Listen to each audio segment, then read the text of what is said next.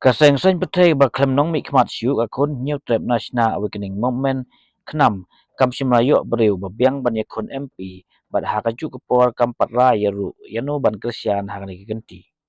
Working President ke khnam ba Thomas Pasa rong ba kasengga de penlong ya ke jilang pelarai ban om peniang yau kertong nama ba ke parti kala pesyang ban wat yagi breu ba kansai henrei kasiam jing ba kepor kaduna ba bat nakani kadau ke parti karai ban om sei kertong.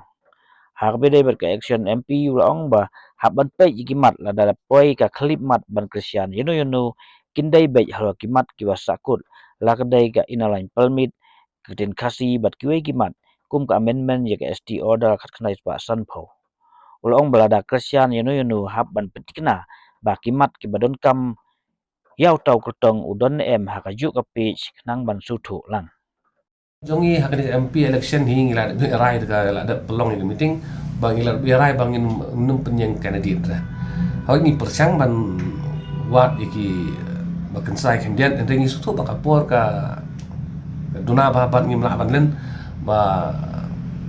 ni haban pen kran choi ka party swa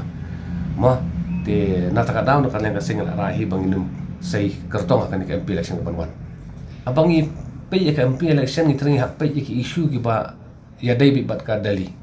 te lada ka poi ka klemat bang Krisian you know kan dai bi halor ki issue ba ki bala sakut apa di lar pi ong ILP ne tin khasina ba ki issue bal arrest ka por ka amendment ni ka ST order 1950 ka to di ka wai ka benta ka ba kongsan ba di bang haban simkhia te ni ladangi Krisian you know ngin haban penting na ba kita ki issue ki ba don kam ba kum ka state